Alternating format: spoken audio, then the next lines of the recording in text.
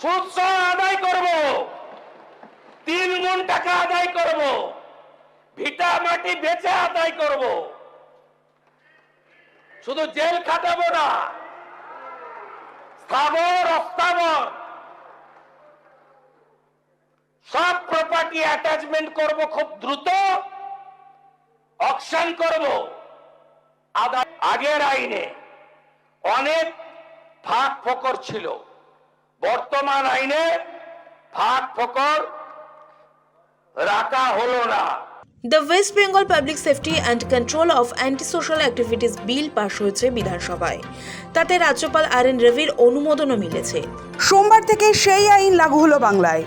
নবান্নের ধারণা হলো বর্তমানে যে আইন রয়েছে তা অন্তত এই বাংলায় আইনের শাসন কায়েম করে রাখার পক্ষে যথেষ্ট নয়।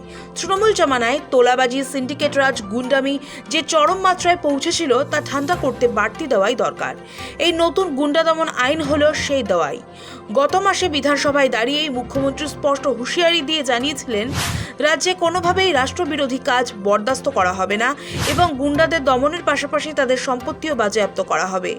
সাফ হুঁশিয়ারি দিয়েছেন, দাঙ্গাবাজদের ভিটে মাটি বেচে ক্ষতিপূরণ আদায় হবে, আইনের অপপ্রয়োগ করা হবে না।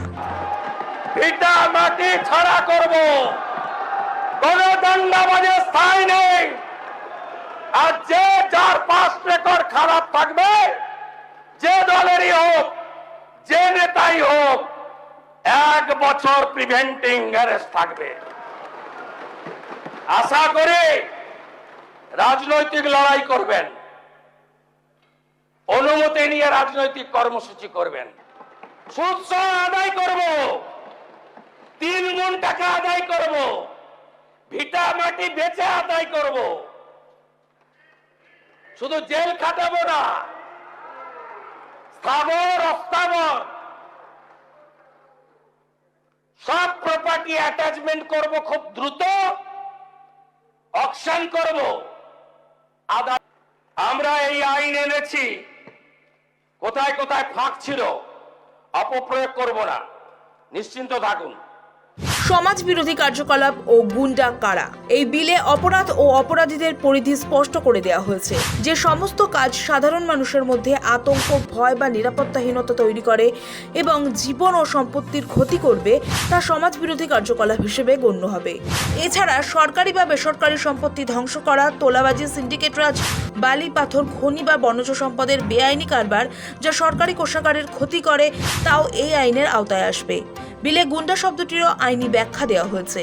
কোনো ব্যক্তি যদি এককভাবে বা কোনো গ্যাং বা সিন্ডিকেটের সদস্য হিসেবে নিয়মিত এই ধরনের অপরাধমূলক কাজে যুক্ত থাকেন তবে তিনি গুন্ডা হিসেবে চিহ্নিত হবেন।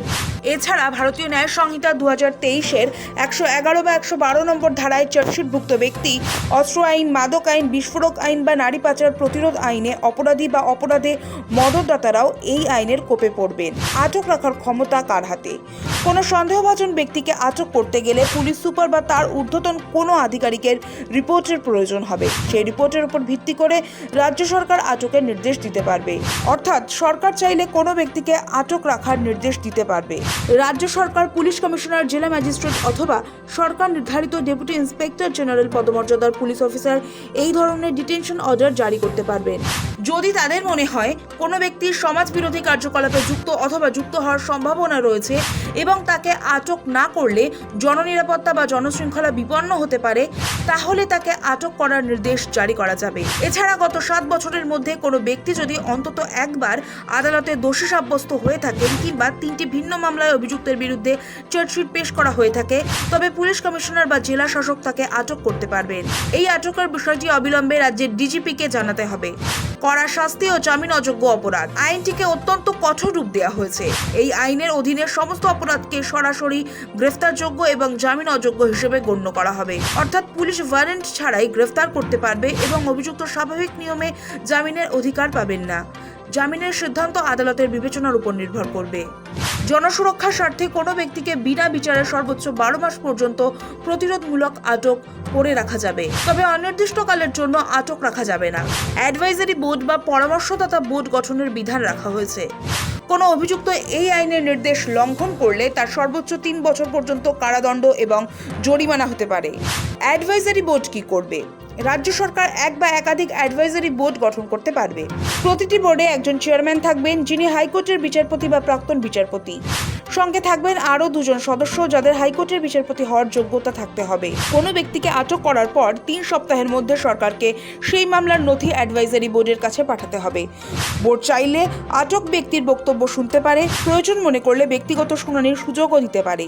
তবে সাধারণভাবে আটক ব্যক্তি আইনজীবীর মাধ্যমে বোর্ডে প্রতিনিধিত্ব করার অধিকার পাবেন না। বিশেষ ক্ষেত্রে বোর্ড অনুমতি দিলে আইনজীবী রাখা যেতে পারে। বোর্ড যদি বলে আটক রাখার যথেষ্ট কারণ আছে, তাহলে সরকার আটক রাখার নির্দেশ বহাল রাখতে পারবে। আর বোর্ড যদি বলে যথেষ্ট কারণ নেই, তাহলে সরকারি নির্দেশ বাতিল করে ব্যক্তিকে ছেড়ে দিতে হবে। আটক ব্যক্তির অধিকার কি? আইন অনুযায়ী কাউকে আটক করা হলে সেই আটক ব্যক্তিকে নির্দেশ পড়ে শোনাতে হবে এবং তার একটি কপি দিতে হবে। কেন তাকে আটক করা হয়েছে তার কারণও জানাতে হবে। সাধারণত 5 দিনের মধ্যে তাকে সেই কারণ জানানো বাধ্যতামূলক। তবে সরকার চাইলে কিছু তথ্য গোপন রাখতে পারবে। কোনো গোপন সূত্রের পরিচয় প্রকাশ পেয়ে যেতে পারে, অথবা তথ্য প্রকাশ করলে জনশৃঙ্খলা, জননিরাপত্তা, অভ্যন্তরীণ নিরাপত্তা বা জাতীয় নিরাপত্তার ক্ষতি হতে পারে। এমন ক্ষেত্রে তথ্য প্রকাশের বাধ্যবাধকতা থাকবে না। আটক ব্যক্তিকে রাজ্য সরকার বা অ্যাডভাইজারি বোর্ডের কাছে নিজের বক্তব্য জানানোর সুযোগ দেয়া হবে। পলাতক হলে কি অবস্থা? যদি আটকের নির্দেশ জারির পর কোনো ব্যক্তি পালিয়ে যান বা নিজেকে লুকিয়ে রাখেন, তাহলে সরকার বা অনুমোদিত অফিসার আদালতে রিপোর্ট করতে পারবেন। গেজেটে বিজ্ঞপ্তি দিয়ে ওই ব্যক্তিকে নির্দিষ্ট সময়ের মধ্যে হাজির হতে বলা যাবে। এই নির্দেশ না মানলে সর্বোচ্চ 2 বছর পর্যন্ত কারাদণ্ড বা জরিমানা অথবা দুটোই হতে পারে। জেলা ছাড়ার নির্দেশও দিতে পারবে সরকার। আইনে আরও একটি বড় ক্ষমতা রাখা হয়েছে। কোনো ব্যক্তি সমাজ বিরোধী কার্যকলাপে যুক্ত বলে মনে হলে এবং তাকে কোনো এলাকায় থাকতে দিলে জনশৃঙ্খলা বিপন্ন হতে পারে বলে প্রশাসনের ধারণা হলে তাকে নির্দিষ্ট জেলা বা এলাকা ছাড়ার নির্দেশ দেওয়া যাবে। এই নির্দেশ সর্বোচ্চ 1 বছরের জন্য জারি করা যেতে পারে। অর্থাৎ কাউকে কোনো নির্দিষ্ট এলাকা, জেলা বা একাধিক জেলা থেকে বেরিয়ে যেতে বলা হতে পারে। পাশাপাশি তিনি কোথায় যাচ্ছেন, কখন ফিরছেন বা কিভাবে চলাফেরা করছেন তার রিপোর্ট করতেও বলা যেতে পারে।